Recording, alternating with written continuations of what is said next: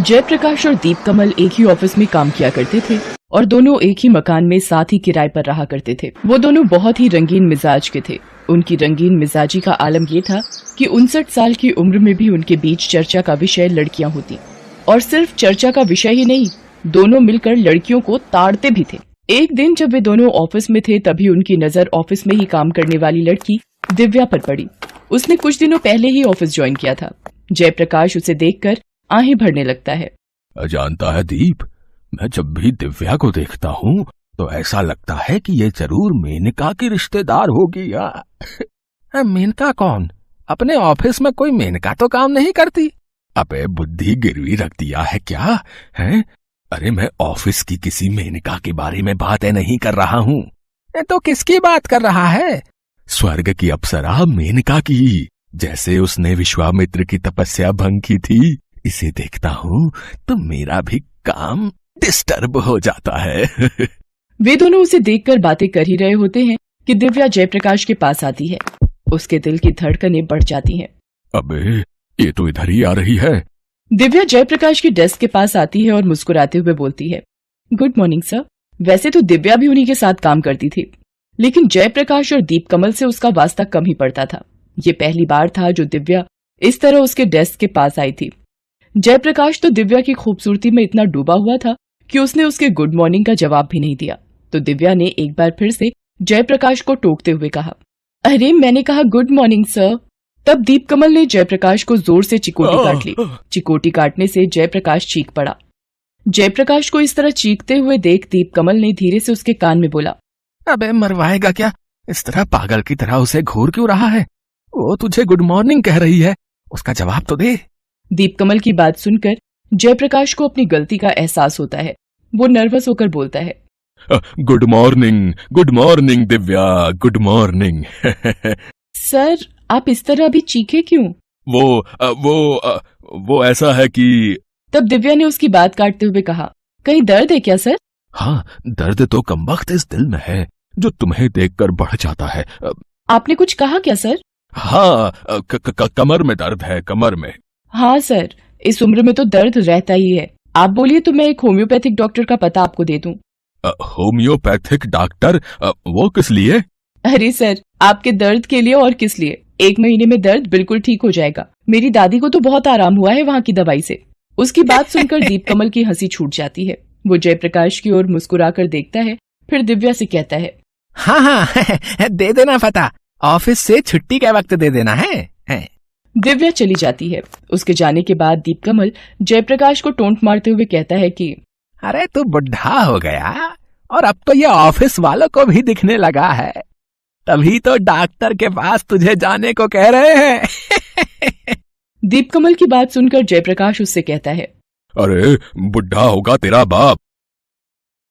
जयप्रकाश और दीपकमल पर उनकी उम्र के कारण कोई शक नहीं करता था और वो दोनों इसी का फायदा उठाते थे। जयप्रकाश और दीपकमल दोनों की पत्नियां अब इस दुनिया में नहीं रही। वैसे जब उनकी पत्नियां जीवित भी थीं, तो भी उनकी आदत ऐसी ही थी।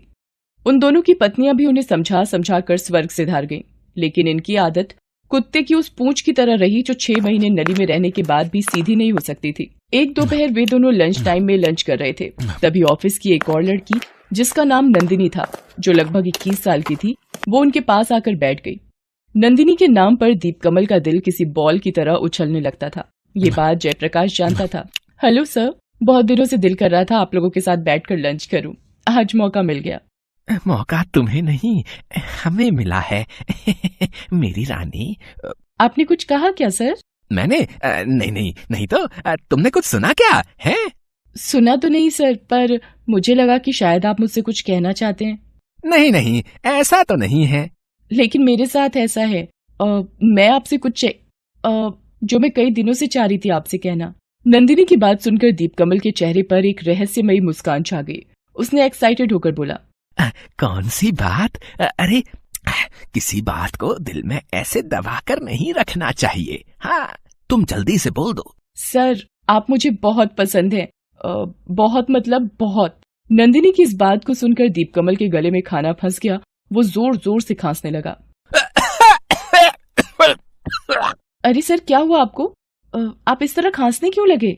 नंदिनी टेबल पर रखे पानी के गिलास को उसकी तरफ बढ़ाते हुए कहती है, सर आप जल्दी से पानी पी लीजिए। हाँ तो तुम क्या कह रही थी नंदिनी? आप ठीक तो है ना सर?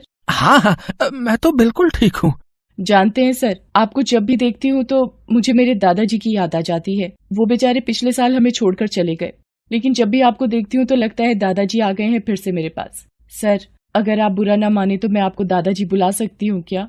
इस बार बारी जयप्रकाश की थी। वो दीप कमल की ओर मुस्कुराते हुए देखता है। दीप कमल शॉक्ड सा बैठा हुआ था।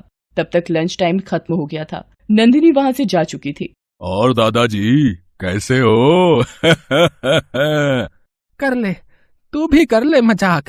हाँ, एक तो मेरा दिल पके हुए आम की तरह टूटकर गिर गया है और तू है कि मजाक कर रहा है मेरे साथ है? अबे क्या मैं इतना बुढ़ा हूँ है जो मुझ में उसे अपना दादा दिखता है? अरे छोड़ ना यार, बकवास करती है वो। अरे हम दोनों तो अभी जवान हैं, जवान। 1 साल और बीत गए। दोनों के रिटायरमेंट का दिन आ गया। पूरा ऑफिस हालांकि अब तक इन ठरकी बुड्ढों के मंसूबों से अनजान था। रिटायरमेंट के दिन वो सभी से गले लिपटकर घड़ियाली आंसू बहाते हुए रोते हैं। जयप्रकाश दिव्या को गले लगाकर रो रहा है। अब बहुत याद आएगी तुम्हारी दिव्या, कितना साथ रहा है तुम लोगों का। दीप कमल नंदिनी को गले लगाकर रो रहा है। सर आप लोग अपना ख्याल रखिएगा, किसी भी चीज की जरूरत होगी तो बेहिचक कह दीजिएगा, मेरा नंबर तो आपके पास है ही। दोनों रिटायर हो गए। करने को अब उनके पास कुछ नहीं था और दूसरा ताड़ने को भी अब कोई नहीं थी। लेकिन फिर एक दिन उनकी नजर अपनी मकान मालकिन की एक रिश्तेदार अनु पर पड़ी, जो हाल ही में यहाँ पढ़ाई करने आई हुई थी। अब तो दोनों का दिल उसे देखकर लट्टू की तरह नाचने लगा। आए हाय, इसे कहते हैं किस्मत। अब तो घर में भी ऑफिस वाले सुख मिलेंगे। हाँ। देख तुम इस लड़की से दूर रह। हाँ, ये तेरी भाभी है। हाँ। अबे चल बे, भाभी होगी तेरी, मेरी तो होने वाली बीवी है। बेचारी अनु इन दोनों ठरकी बुड्ढों की बातों से अनजान थी। वे दोनों इसे हमेशा ताड़ते रहते, लेकिन एक दिन दीप कमल और जयप्रकाश बातें कर रहे थे।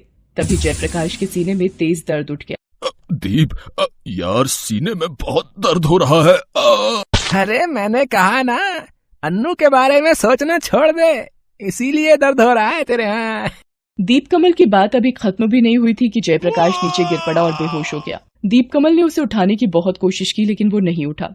अब तो दीप कमल को भी लग गया कि कोई सीरियस बात है। वो सीढ़ियों पर भागते हुए अपने मकान मालिक को ये बताने के लिए आ रहा था। तभी उसका पैर फिसल गया। वो सीढ़ियों पर लुढ़कते हुए नीचे गिर पड़ा। तब तक अनु ने उसे देख लिया। मेरा दोस्त जयप्रकाश, जयप्रकाश। ये कहते हुए वो बेहोश हो गया। उसके सिर में बहुत चोट लगी थी और सिर से लगातार खून बह रहा था। अनु बेचारी उस समय घर में अकेली थी। वो ही किसी तरह दोनों को अस्पताल ले गई। डॉक्टर ने उन दोनों को तुरंत एडमिट कर लिया। जयप्रकाश को हार्ट अटैक आया था। उसकी हालत तो काबू में आ गई, लेकिन दीप कमल की हालत बिगड़ती जा रही थी। डॉक्टरों की बहुत कोशिश के बावजूद भी वो बच नहीं सका। जयप्रकाश को जब होश आया तो उसका मकान मालिक और अनु उसके पास खड़े थे। जयप्रकाश होश में तो आ गया, लेकिन अपने सबसे बेस्ट फ्रेंड को अपने पास ना पाकर उसे बहुत आश्चर्य हुआ। वो उस पर मन ही मन गुस्सा भी हुआ। थोड़े दिन बाद जब वो डिस्चार्ज होकर घर आया, तब उसे सारी असलियत का पता लगा कि कैसे अनु उन दोनों को अस्पताल लेकर गई और उसकी जान बच गई। उसे दीप कमल की मृत्यु का भी पता लगा। उसे उसके जाने का बहुत अफसोस हुआ, लेकिन इस घटना के बाद उसके मन में एक बात आई कि आज तक के उन लोगों के बुरे कर्म की सजा ही उन्हें मिली। जयप्रकाश अब बिल्कुल बदल चुका था। अनु में अब उसे अपनी पोती दिखने लगी थी। वो अपने पुराने दिन को याद करता तो कभी कभी उसे अपने आप से घिन भी आ जाती थी, लेकिन वो उसे अब भूल जाना चाहता था।